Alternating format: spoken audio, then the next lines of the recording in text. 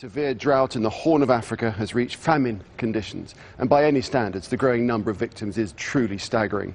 The UN's Food Agency says that now 12 million people need emergency aid, with hundreds amongst that lot dying every single day. In the regions where famine has been declared, close to a third of the population is suffering from starvation and mass displacement. Last year's famine nearly killed 100,000 people in the Horn of Africa, mostly children under the age of 7. What made this even more tragic is the fact that it was preventable.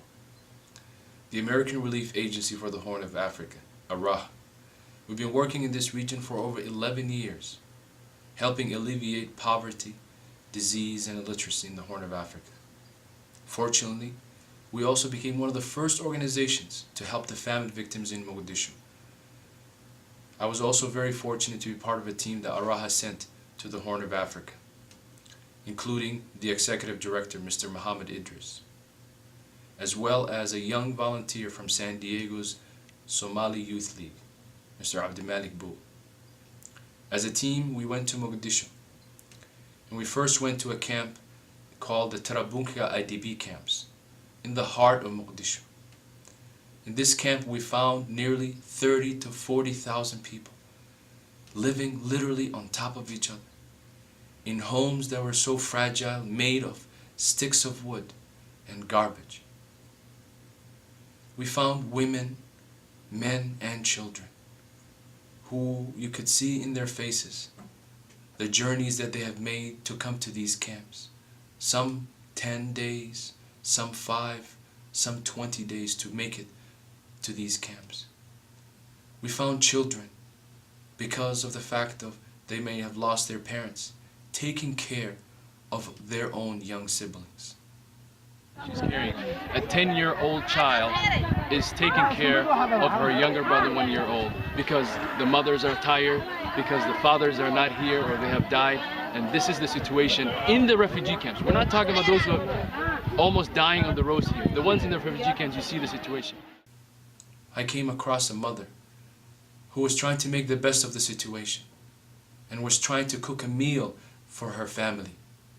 And when I went to see what she was cooking, she was only stirring some water. It's water, it's water, it's water, it's not even food. What is in there? It's nothing but water. I found the elderly couple who you can see in their face the hopelessness, but yet still hopeful that we would help them. Together, we were able to help some of those families and continuously helping many families in the famine who were affected by the famine in Mogadishu. ARAH's efforts to help the famine victims also included the border town between Ethiopia and Somalia, a place called Dolo Ado, where nearly 120,000 escaped the famine to these camps. In one of the camps called Hiluwain Camp, with the partnership of Life, Relief and Development, we were able to distribute food to nearly 10,000 individuals. And in this camp I found the same images, the same faces that I saw in the Tarabunka camp, in the Reggio camp, and the other camps that we visited in Mogadishu. Women and children, mostly, who were tired from the journeys that they have made to escape the famine. And one story I will never forget is a story of an old grandmother who came to the line receiving food that day. And she came and she asked for me. She wanted to talk to me. And after I approached her, I listened to her, only for her to say simply, "Thank you." She was thanking me and thanking you all, the donors, who made it possible for food distributions and many projects to help the famine victims. I want to let you know that those famine victims who are now living in these camps do thank the help that you have made for them. But still they are looking for you to see what you can do to help them return home. I'm really shocked, appalled at the number of people and the need. I cannot say anymore. We really need your support. Every dollar counts. Every rice kernel counts. And these people are asking for your help. They did not come here by choice.